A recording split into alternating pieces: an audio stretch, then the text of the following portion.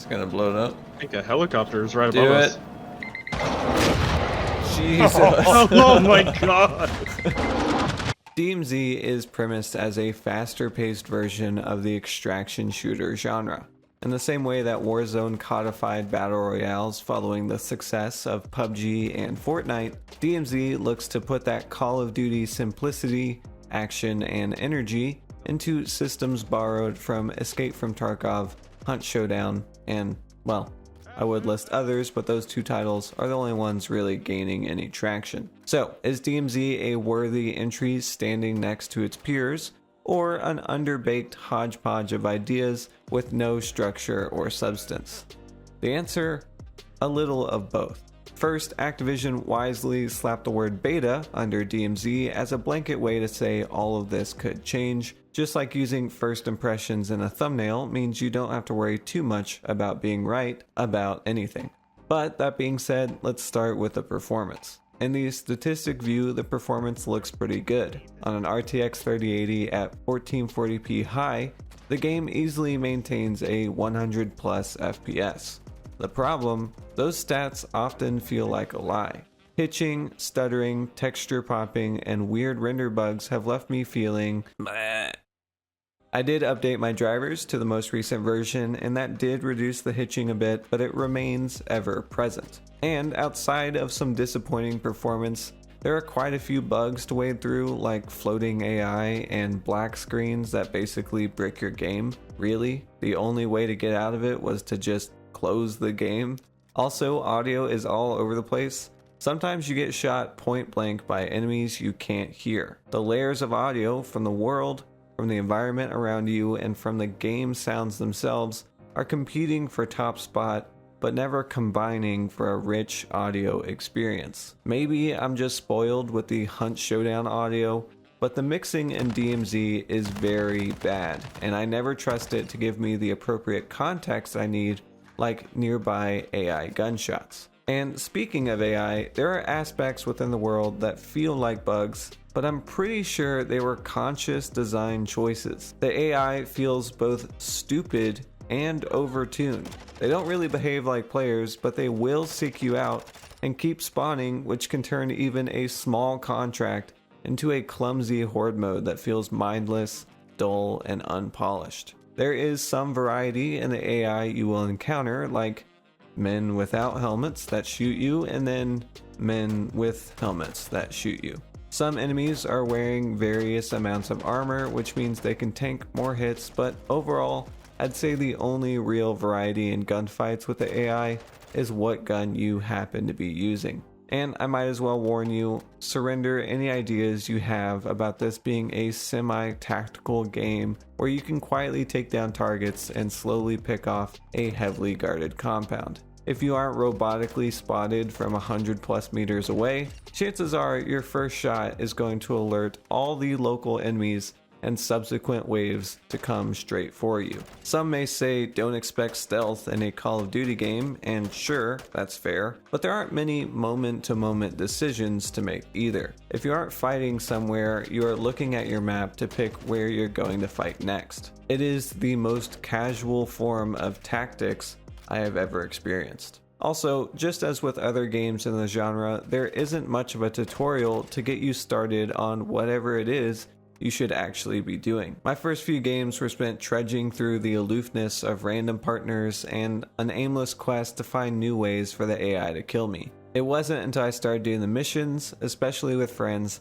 that I caught a glimmer of hope that DMZ could be something worthwhile. The missions give your chaotic shooting purpose. You have direction, like finding money, or using the shops, or raiding a stronghold. The greatest gameplay consideration in the extraction shooter genre is risk versus reward, and while the combat doesn't necessarily reinforce this idea, like I said, kinda mindless, having valuable gear you need to complete all the checkboxes on a mission at least gives you something to work toward. So you can decide if you should extract with the White Lotus files you need to finish up a mission, or risk staying longer to help a buddy capture a SAM site. Risk versus reward. That's the intensity, and that's where I want the devs to focus their efforts to keep the gameplay engaging. For example, Extracting, the hallmark of the genre, that's supposed to be a scary moment, and sometimes the world is positioned just right for it to feel exciting. In one mission, my buddies and I had some valuable loot from a supply box, but when you know it, an AI juggernaut was right there by our nearest extract. So, waiting for the helicopter, fending off AI, and hoping real lethal players don't show up can feel vulnerable, and that's part of the fun of this mode. But with so much going on in a map, it can be easy to lose track of when someone is extracting unless they are marked on the map. To be fair, it is still early, people are still learning to play, but it does feel like chances are whoever hailed the helicopter is getting out safely. That's not necessarily a bad thing, but it is just one of many dials the devs can tweak to add to the suspense of the finale. Related to extracts, the thing that makes it feel so important is the loot. DMZ kind of goes in the direction of Tarkov or Marauders, where you just sort through a bunch of containers in whatever room you're in, but thankfully you don't have to manage an inventory in a grid-based Tetris game. Just pick a slot, swap out what you have, and keep going. Certain loot items like keys and keycards grant you access to locked doors holding higher tier loot. The better the loot you have, the better your loadout can be, like having a large backpack with more slots, or an armor rig that can hold 3 armor plates instead of the default 1, and weapons with better attachments. Also, certain missions require higher tier loot to complete, which can net you gear, blueprints, and other in-game valuables. Unfortunately, much of the loot feels like, garbage to sift through, but I feel like that is par for the course for most of DMZ's peers. The loop of finding items and gear is not the perfect carrot and stick. Especially during those extended AI gunfights, you might question why you are even playing the game, but when it works, when the objective is clear, and when the obstacles feel appropriate, the game really starts to find its own. Helping your friends knock out their missions as you go from one contract to the next to gain money or gear is a lot of fun and a type of casual competitiveness that I think only Call of Duty has mastered. You can play to win and you can still goof off. Compared to the Cycle's lackluster identity and spongy AI, or Hunt Showdown's deep gunplay and nuanced selection of AI enemies, or Tarkov's convoluted approach to depth, DMZ feels positioned as the most approachable, most white bread form of the extraction shooter genre.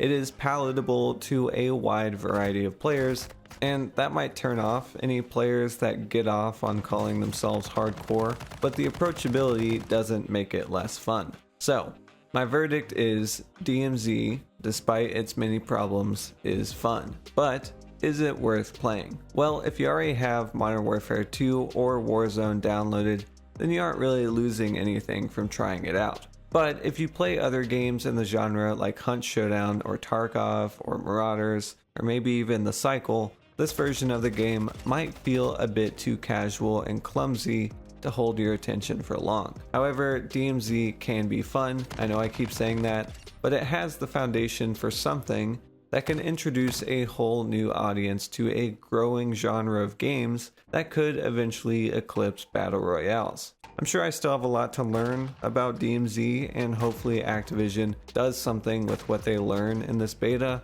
but after all, these are just my first impressions. Let me know your thoughts on DMZ, subscribe for future videos, and until the next one, goodbye.